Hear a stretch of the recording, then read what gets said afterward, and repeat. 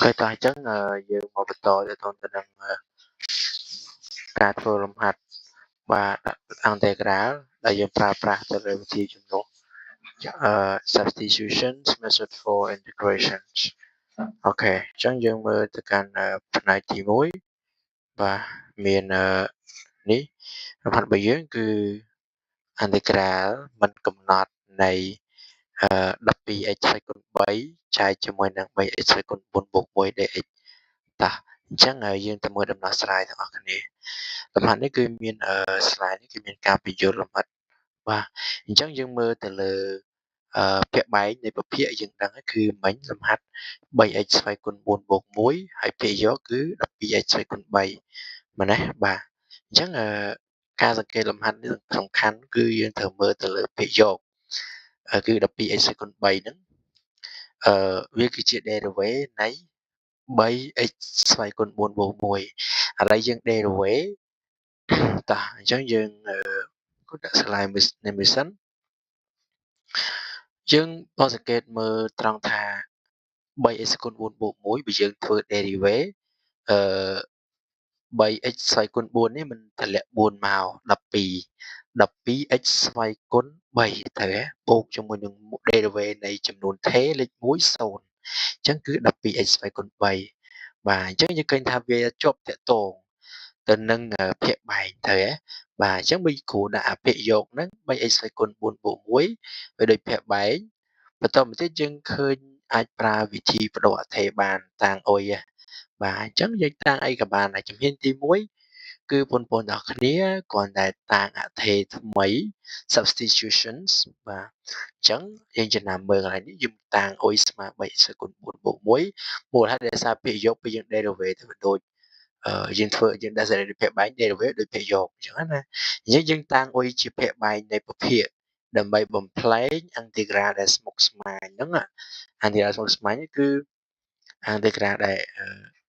3គុណ4បូក1ហ្នឹងទៅជាទម្រង់មូលដ្ឋានដែលងាយស្រួលក្នុងការគណនាតែអញ្ចឹងជំហានទី2គឺយើងរកdifferential បាទ DOI differential ណាគឺយើងធ្វើ DOI ហ្នឹងទៅ finding DOI អញ្ចឹងណាអញ្ចឹងអនុគមដែលបានតាំងគឺយើងតាំងអុយស្មើ 3x គុណ4បូក1ហើយយើងធ្វើ derivative ទៅនឹង x ទៅគឺ derivative ax ណា DOI នៅលើ dx បងប្អូនត្រូវកុំឆ្ងល់គឺអានោះវាថា y' ណាអញ្ចឹង y' នៃអនុគម x ធៀបនឹង x ហ្នឹងបាទធៀបនឹង x ហ្នឹងអញ្ចឹងគឺ d នៃ 3x គុណ4បូក1ធៀបជាមួយនឹង x អញ្ចឹងយើង derivative ទៅលើ x មកអញ្ចឹងវាបាន 12x ស្វ័យគុណ3បាទនិយាយឃើញថាវាដូចភាគយកអញ្ចឹងយើងគ្រាន់តែបំលែងទម្រង់ជាទម្រង់សមីការ differential ទៅ differential គឺ differential form បាទអញ្ចឹងលោកគ្រូបាន DOI ស្មើ 12x ស្វ័យគុណ3 dx បាទអញ្ចឹងយើងសង្កេតឃើញថាអានេះអា 12x ស្វ័យគុណ3 dx ហ្នឹងគឺអឺវាមាននៅក្នុងភាគយករបស់យើងពិតប្រាកដមែនអញ្ចឹងបើមាននៅភាគយកបើន័យថាអូយើងអាចតាំងអុយស្មើប៉ុណ្ណឹងត្រឹមត្រូវ derivative របស់ភាគបែកស្មើភាគយកអាហ្នឹងជាអាចតាំងតាមវិធីជំនួសបានបដូរអថេរបានណាបាទតោះអញ្ចឹងយើងមើលជំហានទី3ការជំនួសចូលក្នុងអន្តរក្រាលគឺអន្តរក្រាលដើមរបស់យើងប្រធានឲ្យប៉ុណ្នេះអញ្ចឹងការជំនួសភាគបែកគឺ3x ស្វ័យគុណ4បូក1គឺយើងតាំងដោយអុយមិញណាការជំនួសភាគយកនឹង dx បាទអញ្ចឹងជំនួស 12x គុណ3 dx ដោយ dy បាទអាកន្លែងម្ដុំនេះអាម្ដុំភាគយកនេះ 12x ស្វ័យគុណ3 dx នេះគឺជំនួសដោយ dy ហើយអា 3x ស្វ័យគុណ4បូក1ជំនួសដោយគេដោយអុយយើងតាំងអុយវិញបាទយើងតាំងអញ្ចឹងយើងបានអន្តរក្រាលថ្មីមួយអញ្ចឹងគឺ1ដោយសារតែភាគយកគឺជំនួសដោយ dy អញ្ចឹងលោកគ្រូដាក់1ចែកជាមួយនឹងអុយភាគបែកយើងគឺ 3x គុណ4បូក1យើងតាំងដោយអុយឯង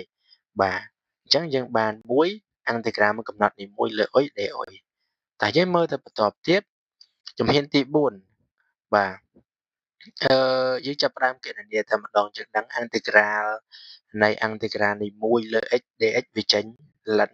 នៃខណ្ឌ x បូក c បើតែបើសិនជាវាអុយវាចេញលិនអុយដូចគ្នាបូក c មកបាទហើយវាជាប្រព័ន្ធគ្រឹះអន្តរក្រាលដែលយើងបានរៀនហើយបាទដែលយើងដឹងថា c គឺជាចំនួនថេរឬ c ជាចំនួនពិត constant of integration បាទអញ្ចឹងវាជាចំនួនថេរនៅក្នុងអន្តរក្រាមនឹងកំណត់ណាបាទហើយយើងមើលទៅបន្ទាប់ទៅជំហានទី5អញ្ចឹងយើងជំនួសអថេរដើមត្រឡប់មកវិញback substitution អញ្ចឹងហើយជំនួសអថេរជំនួសអញ្ញត្តិអុយនេះអក្សរអុយនេះដោយ 3x ហើយគុណ4បូក1ពោះកំហាត់3យើងគេនិយាយពី x ការធ្វើវិធីជំនួសគឺដើម្បីឲ្យយើងងាយស្រួលក្នុងការគណនាទេបាទអញ្ចឹងយើងជំនួសអាម្ដុំ 3x គុណ1បូក1តាមដូចអុយអញ្ចឹងណាអញ្ចឹងយើងគុណដាក់មកចម្លើយរបស់យើងមិញមិនឃើញលិនមិនខានអុយបូក c អញ្ចឹងកន្លែងមានអុយជំនួសដោយ 3x ស្វ័យគុណ4បូក1តើណាបាទហើយបូក c ធម្មតាអញ្ចឹងអាហ្នឹងជាចម្លើយយើងហើយចម្លើយយើងឃើញប៉ុណ្ណឹងណាអញ្ចឹងយើងមើលទៅទៀតថាដោយសារតែ 3x គុណ1បូក1នេះធំជាង0ធំជាងដាច់ខាតណាអញ្ចឹងករណីហ្នឹងយើងឃើញថាកាលណានៅក្នុងតម្លៃដាច់ខាតបើសិនជាលេខឧទាហរណ៍ថាលិននៃ1វាចេញ1លិននៃដក1សំទោស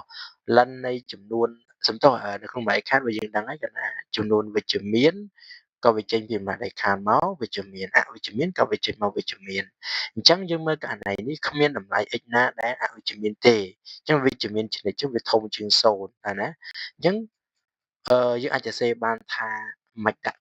តម្លៃដីខាតក៏បានដែរយើងដាក់វងកញ្ចក់មកណាដោយសារយើងដឹងលក្ខខណ្ឌហើយ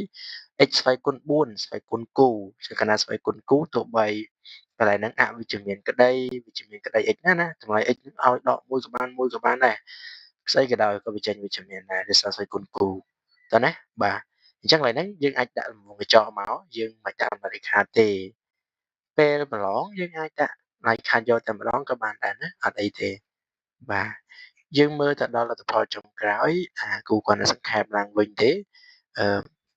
អានេះក្រានេះវិញនេះគឺស្មើលិននៃ x គុណ4បូក1បូក c បាទអញ្ចឹងអ្វីដែលសំខាន់នៅក្នុងអន្តរក្រាប្រភេទអញ្ចឹងគឺយើងត្រូវមើលតំណែង derivation សិនបើសិនជាយើងចង់ប្រើវិធីជំនួសណាបាទអញ្ចឹងយើងមើលពិនិត្យមើលតំណែង derivation ថា derivation ភាគយកស្មើភាគបែងអត់ derivation ស្មើភាគយកអត់ប៉ុន្តែពេលចឹងលំហាត់ប្រភេទអញ្ចឹងយើងផ្ដោតទៅលើភាគបែង derivation ស្មើភាគយកយើងត្រូវតាំងជំនួសដោយភាគយកហើយភាគបែងហើយតាមភាគបែងដកអក្សរ x មួយមកណាតាំងអុយជាភាគបែងហ្នឹងទៅតាំងអីក៏បានតេអីក៏បានដែរណារក differential នៃអុយយើងធ្វើ derivation ទៅលើអុយហ្នឹងហើយទៅនេះជាជំនួសហើយនឹងគណនាហើយជំនួសអថេរដោយ x វិញណាជំហានគឺមាន5ហ្នឹងបាទអញ្ចឹងចំណុចដែលយើងគួរចងចាំ key takeaways អញ្ចឹងយើងត្រូវមើលនៅពេលដែលយើងជួបលំហាត់អន្តរក្រាដែលមានទម្រង់ប្រភេទចេះអន្តរក្រាមានកំណត់នៃ f' នៃ x នៅលើ fx dx ហ្នឹង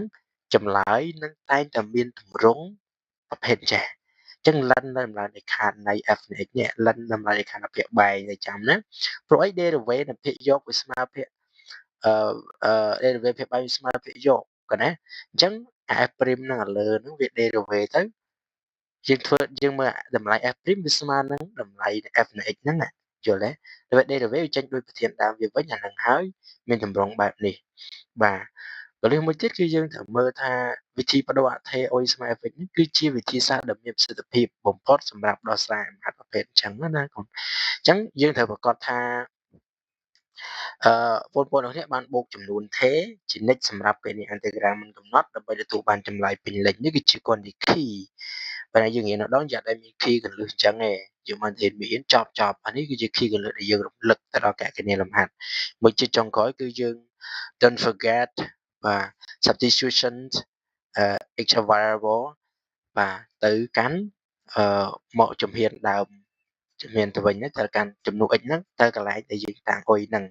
បាទអញ្ចឹងកលឹះលំហាត់នេះគឺកូនទាំងគ្នាត្រូវមើលទៅលើ4ផ្នែកហ្នឹងគួរដែលយើងចង់ចាំឬប្រមុនបាទបដូរវិធីបដូរអថេរហើយជាមួយនឹងបូកចំនួនថេរហើយការចំនួនអញ្ញត្តិ x ហ្នឹងចូលទៅក្នុងកន្លែងយើងតាំងឲ្យចម្លើយហ្នឹងបាទអញ្ចឹងនៅក្នុងវីដេអូនេះលោកគ្រូអត់មានអីច្រើនទេហើយបើសិនជាឆ្ងល់ត្រង់ slide មួយណាចំណុចមួយណាបងប្អូនអាច comment នៅក្នុងវីដេអូសួរលោកគ្រូបានអរគុណច្រើន